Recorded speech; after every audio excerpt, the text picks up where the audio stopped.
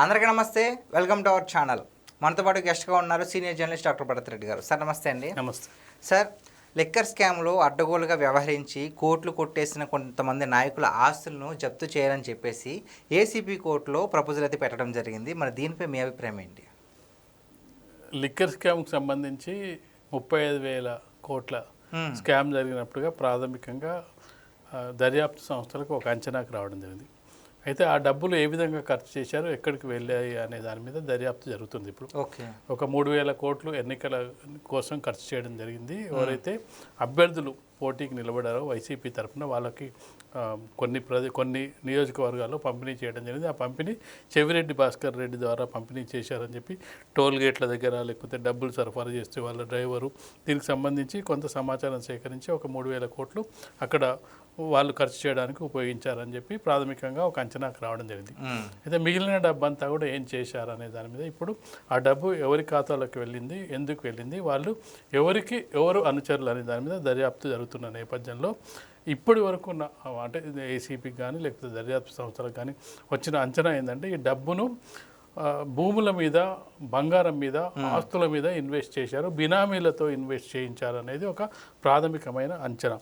డైరెక్ట్గా ఎవరైతే ఇన్వాల్వ్ అయ్యారో వాళ్ళ పేరు మీద కాకుండా వాళ్ళ ఇంట్లో వాళ్ళ పేరు మీద, వాళ్ళ బంధువుల పేరు మీద, వాళ్ళకి తెలిసిన వాళ్ళ పేరు మీద వాటిని ఇన్వెస్ట్ చేయించారు. ఈ డబ్బులంతా కూడా ఎక్కడికి వెళ్ళాయి, మిగతా డబ్బులు కొంత డబ్బులు ఎన్నికలకు ఖర్చు పెట్టినప్పటికీ మిగతా డబ్బులన్నీ కూడా ఎక్కడికి మళ్లించారు అనే దాని మీద దర్యాప్తు సంస్థలు ఒకటి ఇప్పుడు లిక్కర్ స్కామ్కి సంబంధించి దర్యాప్తు సంస్థలు ఫైనల్గా తేల్చాల్సింది ఏంటంటే ఒకటి దీనికి మూల విరాట్ ఎవరు, కర్త కర్మ క్రియ ఎవరు చేయించారు, ఎందుకు చేయించారు అనేది ఒకటి, వచ్చిన ఈ అక్రమంగా సంపాదించిన డబ్బును ఎక్కడికి మళ్లించారు, ఈ రెండింటి మీద దర్యాప్తు సంస్థలు దృష్టి పెట్టడం జరిగింది.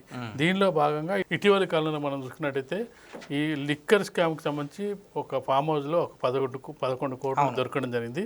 మరొక పక్క కేసిరెడ్డికి సంబంధించి 13 కోట్లు ఆస్తులకు సంబంధించి ఏసీబీ ఒక అఫిడవిట్ని తయారు చేయడం జరిగింది, వీటిని జప్తు చేయడం అని చెప్పి 35,000 కోట్లు ఒకవేళ రికవరీ ఏ విధంగా చేస్తారనే దాని మీద దర్యాప్తు సంస్థలు ఇప్పుడు స్కామ్ జరగడం ఒక ఎత్తు అయితే ఆ డబ్బుల్ని తిరిగి స్వాధీనం చేసుకోవడం, ఎక్కడ పెట్టుబడి పెట్టారు, ఎక్కడ వాటిని ఉపయోగించారు, ఈ అక్రమంగా సంపాదించిన డబ్బును ఏం చేశారు, ఒకవేళ వీళ్ళు అక్రమంగా సంపాదించి పెట్టుబడులు పెట్టినైతే దాన్ని ఏ విధంగా రికవరీ చేయాలనేది కూడా దర్యాప్తు సంస్థలు చూడాల్సిన అవసరం. సార్, ఒక డౌట్ ఏంటంటే వేల కోట్లు దోచేస్తే స్కామ్ జరిగితే 13 కోట్లు 11 కోట్లు జప్తు చేయడం ఏంటి సార్? అంటే పెద్ద మొత్తంలో దోపిడీ జరిగింది, మరి చిన్న మొత్తంలో బయటకు తీస్తున్నారు ఏంటి? అంటే చిన్న మొత్తంలో అంటే ఇందులో చాలామంది వ్యక్తులు ఉన్నారు కదా, ఒకరి పేరు మీద వాటిని ట్రాన్స్ఫర్ చేయడానికి ఇబ్బందులు ఉంటాయని చెప్పి డిఫరెంట్ ఒక ఇంట్లో 4 ఉంటే ఆ 4 పేరు మీద చేయడం, వాళ్ళకు సంబంధించిన వ్యక్తుల పేరు మీద చేయడం, ఒక 100 కోట్లు ఉంటే 100 కోట్లను డిస్ట్రిబ్యూట్ చేయడం, ఒక 1000 కోట్లు ఉంటే 1000 కోట్లను ఒక 10 మందికి డిస్ట్రిబ్యూట్ చేసి తర్వాత మెల్లగా వాటిని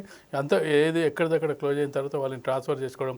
దాంతోపాటుగా కొన్ని ఇన్వెస్ట్మెంట్లు బంగారం రూపంలో పెట్టినట్టయితే మనకు కొంత లెక్క దొరికే అవకాశం చాలా తక్కువగా ఉంటుంది.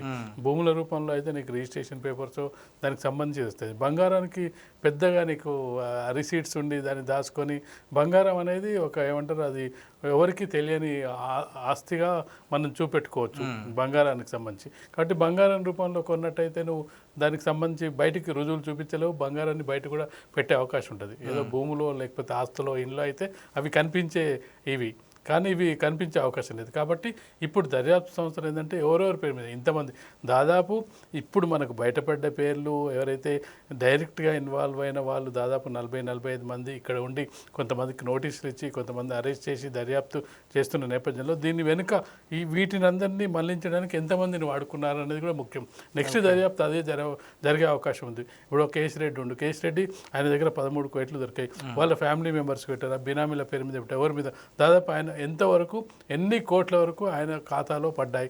అలాగే చూసుకున్నట్లయితే విజయసాయి రెడ్డి అనుకో లేకపోతే మిగతా వాళ్ళు ఎవరు ఉంటారు, ధనంజయ రెడ్డి సీఎం ఆఫీసులో పనిచేసిన వాళ్ళు, మిథున్ రెడ్డి, వీళ్ళందరూ కూడా అరెస్ట్ అయిన వాళ్ళు ఒకవేళ డబ్బును ఏ విధంగా మళ్లించారు, లేదంటే ఎవరైనా కర్త కర్మ క్రియ అనుకుంటున్న జగన్మోహన్ రెడ్డి వైపు మళ్లించడానికి ఏమైనా వివిధ మార్గాలను ఎంచుకున్నారా, ప్రాపర్ ఛానల్గా డైరెక్ట్గా జగన్మోహన్ రెడ్డికి వెళ్లకుండా మిగతా వాళ్ళ ద్వారా వెళ్ళే ప్రయత్నం చేశారా, లేకపోతే వాళ్ళు ఇంకెక్కడైనా బెంగళూరు లాంటి దగ్గర పెట్టుబడులు పెట్టినప్పుడు అది ఏ ఏ విధంగా పెట్టారు, ఇవన్నీ కూడా దర్యాప్తు సంస్థలు బయటికి తేల్చే క్రమంలో ఉన్నాయి. అందుకే ఇప్పుడు లిక్కర్ స్కామ్కి సంబంధించి చివరి దిశకు వచ్చిన పరిస్థితిని మనం చూసినట్టయితే, ఒకటి దీనికి మూల విరాట్ ఎవరు చేయమన్నారు, ఎందుకు చేయమన్నారు అనేది అదొక దర్యాప్తు జరుగుతున్న నేపథ్యంలో ఈ 35,000 కోట్లు అంచనాకు వచ్చిన నేపథ్యంలో 35,000 కోట్లు ఊరికే పేపర్ మీద చెప్తే కాదు, వాటిని వెలికి తీయాల్సిన అవసరం ఉంది, వాటికి ఎవరి దగ్గర ఉన్నాయి చెప్పాల్సిన అవసరం ఉంది.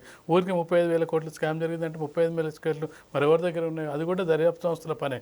ఊరికే దాన్ని చెప్పి వదిలేస్తే దానికి రీజన్ ఉండదు. కాబట్టి ఖచ్చితంగా కూడా 35,000 కోట్లు ఇక్కడ ఈ డబ్బులు ఉన్నాయి, ఇక్కడ ఈ డబ్బులు ఉన్నాయి, వీళ్ళ మీద అని చెప్పి బయటకు తీయాల్సిన బాధ్యత కూడా దర్యాప్తు సంస్థలపైనే ఉంది. కాబట్టి ఒక్కొక్కటిగా బయటకు వెళ్తున్న సందర్భంగా ఇప్పుడు 13 కోట్లు దొరికాయి, మొన్న 11 కోట్లు దొరికాయి, మరొక రోజు మరొక దొరికే అవకాశం. మొత్తానికి ఎక్కడైనా ఆస్తులు కొంటే ఆస్తులు కూడా బయటకు తీసే అవకాశం ఉంటుంది. కాబట్టి ఈ లిక్కర్ స్కామ్ అనేది అది పెద్ద స్కామ్గానే మనం చూడొచ్చు. ఇప్పుడు ఢిల్లీ తరహాలో తెలంగాణ తరహాలో కాకుండా వీటన్నిటిని మించిన స్కామ్గానే మనకు కనిపిస్తున్న నేపథ్యంలో ఈ దర్యాప్తు మరికొంతకాలం కొనసాగి మరింత మంది పేర్లు, అంటే ఏదైతే బినామీలు ఉన్నారో వాళ్ళ పేర్లు కూడా బయటకు వచ్చే అవకాశం అయితే మనకు కనిపిస్తుంది. సార్, ఒకవైపు వైసీపీ నాయకులు ఏమో లిక్కర్ స్కామ్ జరగలేదు, మా జగనన్న శుద్ధపోస అని చెప్పుకుంటూ వస్తున్నారు. మరోవైపు ఏమో రీసెంట్గానే సిట్ విచారణలో మాజీ మంత్రి అయినటువంటి నారాయణ స్వామి మొత్తం పూర్తిగా సహకరించడమే కాకుండా కొన్ని ఫైల్స్ను కూడా వాళ్ళకి ఇచ్చారంట సార్. మరి దానికి ఏమంటారు అసలు? అంటే నారాయణ స్వామి ఇప్పటి వరకు మనం చూసుకున్నట్టయితే, దర్యాప్తును మనం చూసుకున్నట్టయితే సహకరించిన వాళ్ళు, తెర వెనుక పనిచేసిన వాళ్ళని మాత్రం ఇప్పటివరకు సిట్టు దర్యాప్తు సంస్థలు అరెస్ట్ చేయడం జరిగింది, వాళ్ళ నుంచి వివరాలు సేకరించడం జరిగింది. నారాయణ స్వామిని ఇన్వాల్వ్మెంట్ అంటే నారాయణ స్వామి అనే వ్యక్తి ప్రభుత్వంలోని వ్యక్తి. ఇప్పుడు నీకు కేసిరెడ్డి కానీ లేకపోతే చెవిరెడ్డి భాస్కర్ రెడ్డి వీళ్ళు ప్రభుత్వంలోని వ్యక్తులు కాదు. జగన్మోహన్ రెడ్డికి అనుచరులుగా ఉండి లిక్కర్ స్కామ్ను ఏ విధంగా చేయించాలో తోడ్పడిన వ్యక్తులు. కానీ డైరెక్ట్గా ఇన్వాల్వ్ అయ్యే వ్యక్తి ఎవరు అంటే దానికి నారాయణ స్వామి. తను తెలిసినా తెలియకపోయినా జగన్మోహన్ రెడ్డి చెప్పినా తను చెప్తున్న సమాధానం పై వాళ్ళంటే అతను ఎక్సైజ్ శాఖ మంత్రిగా 5 ఏళ్ళు కొనసాగడం జరిగింది. ఎక్సైజ్ శాఖ మంత్రి ఆధ్వర్యంలోనే ఈ ఫైల్స్ అన్ని కదలడం జరుగుతుంది.